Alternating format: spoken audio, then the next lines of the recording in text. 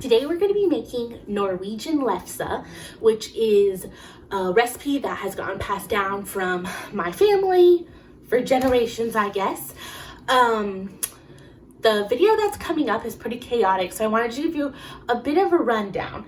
So we filmed this about a week before Christmas, and due to intense procrastination, it is now mid-February, and here we are rolling around to it, but you know, at least it's happening. So what you're gonna see is there's some preparation that happens before you actually start making lefse, and my mom provided some videos on her and my dad prepping the night before.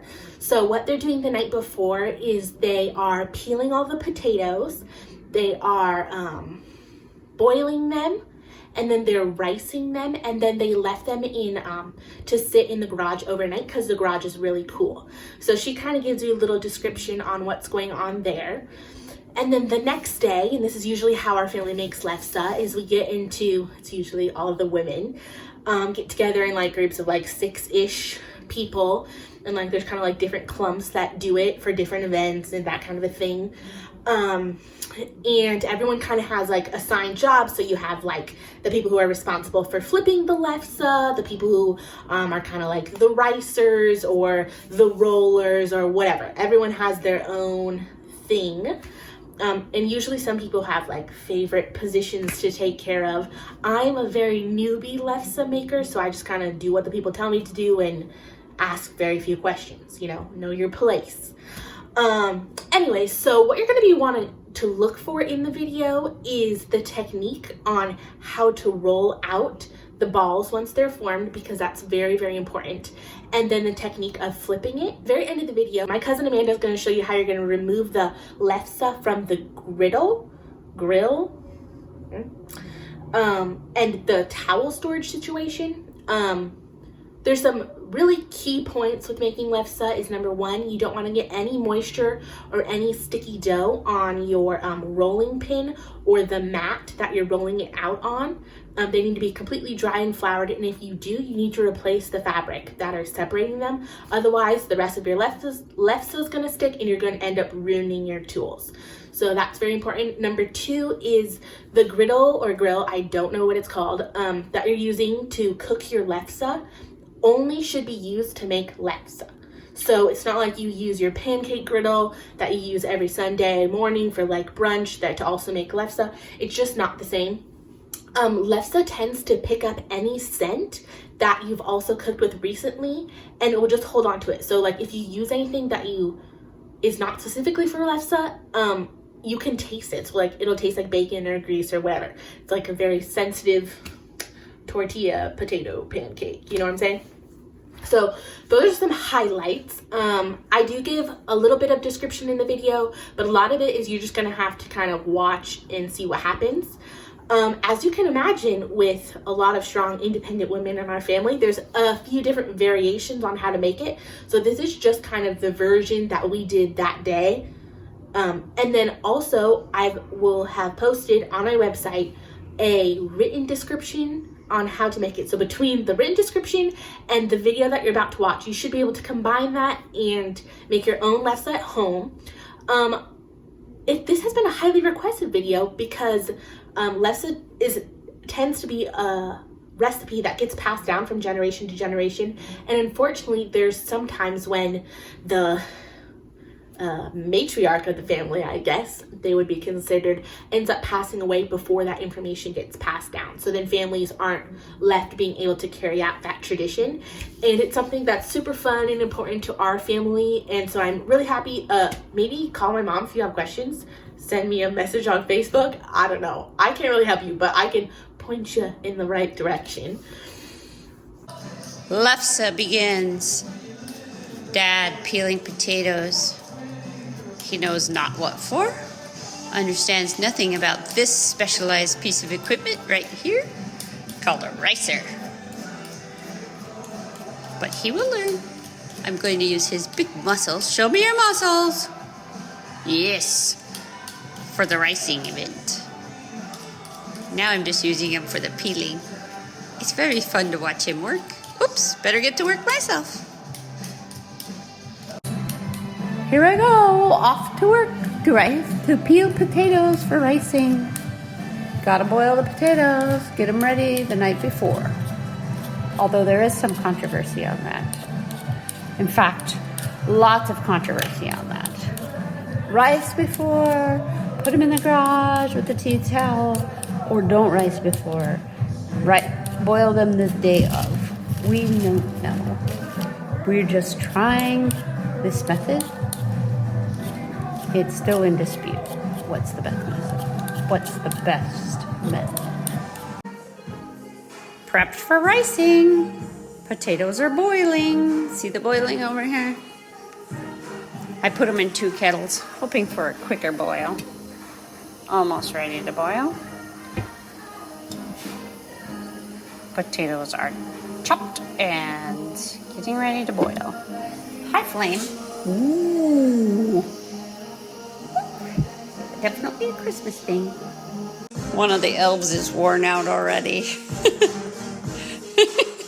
Alrighty, here goes the first ricing. Watch it squirt out. And there it goes. Oh, wow. Big muscles are required for this. Here they go. See? Big muscles. Woohoo! Go. Elf dad.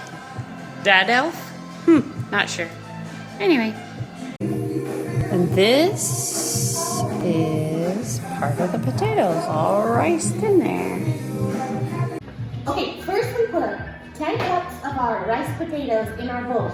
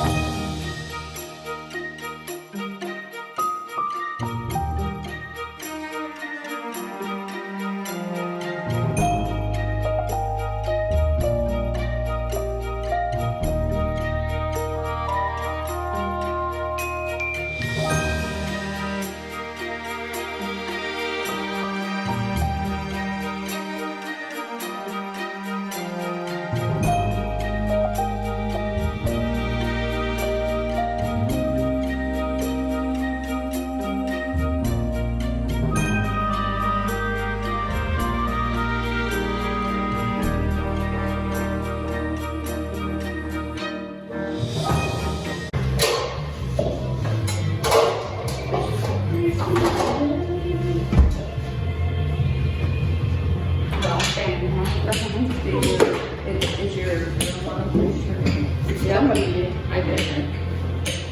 She's sure looking out for me. Make sure you need to make sure that your things are, your boards are really floured good, because It's a little otherwise- sticky, Auntie. Is it? We'll see. Yeah. Okay. Did you mess up your thing? No. She caught it before it got too bad. Is that thin enough? Fran? Okay. Yes. Perez, Celeste, or So now we're at, I think, good vibes. how much flour we got? We're at clean it, because this will be pretty sure it's there first. Do we flour the sock too? I did a little, but I don't know. Let's see how that means. where do they get these? Like socks? Yeah, it's reminding me of Just stuff order Mom online. used to put on. Oh, very nice. Reminds me of stuff Mom put on. We get that stuff. That was an old service. You know what? I think Because move this over. I shared my recipe. Well, we do a sandwich there. Oh, yeah. It's like that way. Yeah, I think what is my recipe calls for less cream. Because I Colette, does your recipe call for a cup of cream? Yeah, that's what I just checked, because I was like, that's what I was just. It is 3/4 margarine, 1 cup, half and half, and mine only says 3 teaspoons of salt. And Mom says that 5 cups of flour, but it's really 3 to 4 or something. Well, we're at 4, and this is For both sides. We only used like 2.5 cups of flour the other day. Yeah, I've only used about 2 to 3 cups of flour in all of them that I've made so far this year. So just depending on the sweetness of the potato, Pretty or much. like moisture of the potato. Yeah, I think so. No wonder we can never figure this out. We have to be one of those baker ladies. That's right. That's about what it is. Ooh, it's nice. Soft. It is really soft, but this is really sticky. Super light touch on rolling. Nothing like That's why I thought it's stupid girl. So the weight is that rolling. Seems like it. Yeah. Do you flour between each waffles? Usually that. Well, She does. I don't, but that's just a personal But you preference. can. You just lay it on your hand. I think that one needs to stick because of my nails. There's some bubbles. Oh, it's a taster, Not talking about champagne. It's a taste. We better get the butter and sugar out. Did you get Well, water? it's best with water. No, I just didn't get a Bloody Mary so I don't get water either. You want Oh, it? no. I put it right there. Is this my mine? You drink it, put it right there. I thought it was right here, so then I thought it was Renee's instead of mine. I think they moved it so you could roll. I think I got everybody one. I think that one's Renee's and this one's mine. Good, thank you.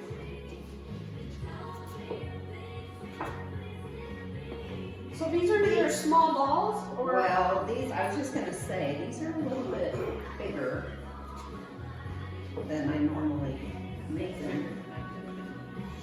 But they're kind of. This So, one seems really Is good. thickness good? It kind of feels like, That's it's right. kind of like, Yeah. you can kind of see. I don't want you to get bored over there flipping.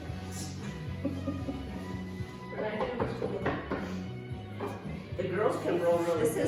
is kind of sticky, so I'm just rolling them in the flour and see how it feels. Oh, Carly, you I'm ready for a ball. rolling?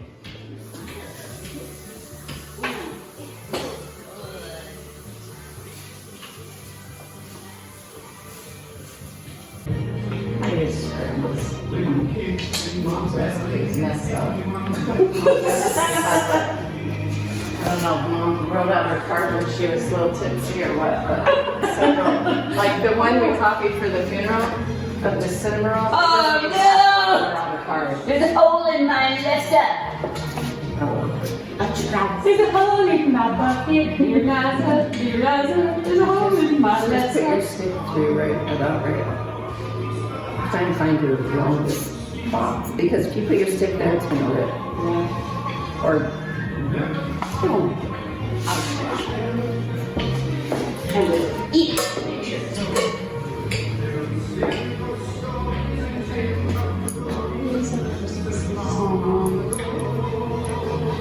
This part, yeah. Why are we shocked? Rolling is part of it, guys. Bubbles. Yeah, you gotta have good bubbles. When we did it at Grandma's, it would be like the whole half of the thing would Bubble. So that's always different too. and you don't pop the bubbles either. Leave them. I have to stop. Well, I put it back in my pot. Mom always throw that in there. Okay. About the coffee pot. You don't pop the bubbles either.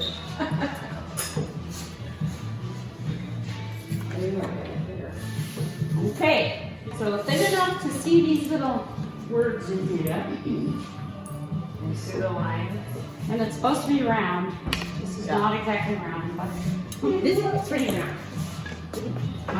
It's mine. wow, that is good, Carly. You got good bubbles on too, Carly.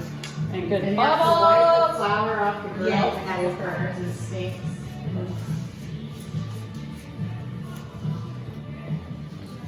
Oh, Mom, can you show the camera the rounded part of this? What is this called? Flipper? What's the stick? This, the angle to the end Yeah. of the stick. Where you grab it with, off of the board.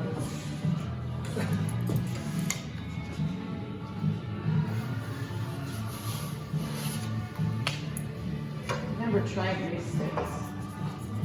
I've tried them. They're harder to use to me. The thicker ones are better, but they're functional. You know, That one for love. No reason not to use them. I think that's just, If you have the different ones, better, I think. This one has two. I've been there a while.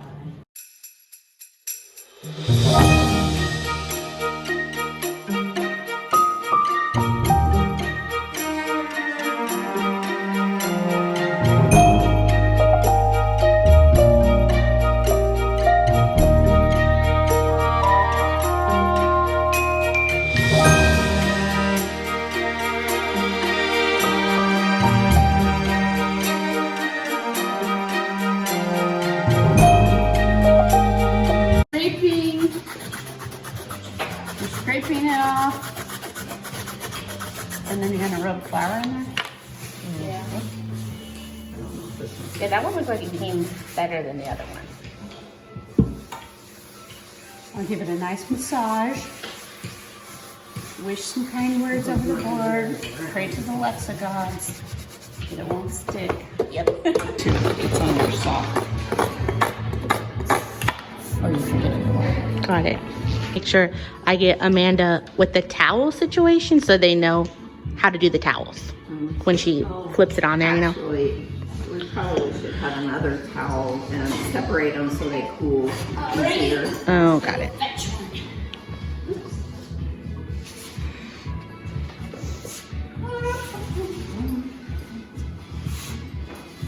This one isn't very good because this one fell apart and I re-rolled it, so we'll see if it's good or not, how it turns out.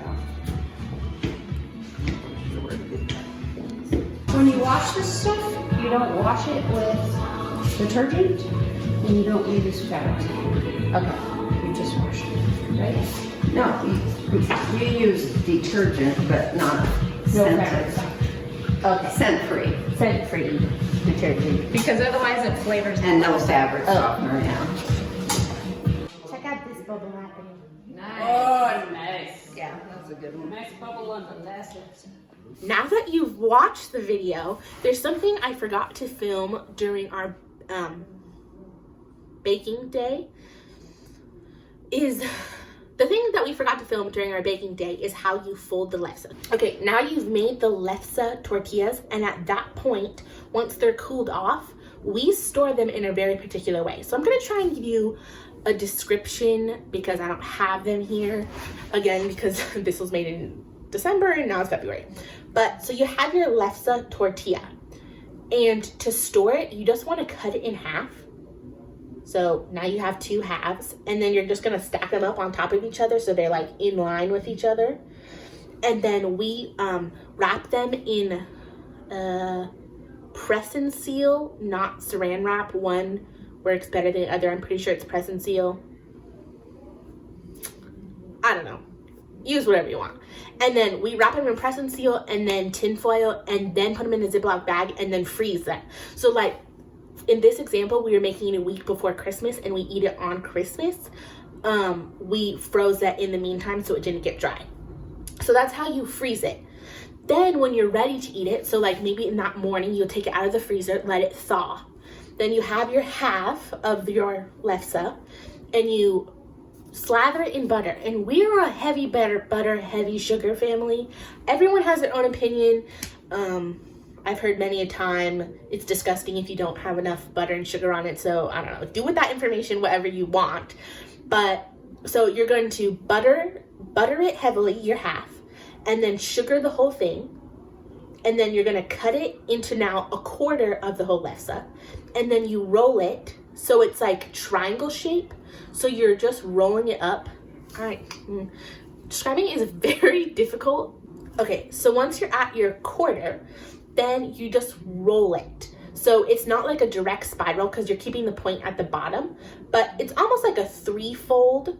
And then you have your little individual pieces of lefse all ready to eat. And when you eat it, it should taste tender and not tough to chew in your mouth. You should be getting kind of like a melty, buttery, delicious experience. You just eat them room temperature, not like cold or warm. That's certainly my preference is room temperature. Let us know if you have any questions. I'm sure you do because it's complicated. But I hope you enjoy it and I hope you try it out with your own families.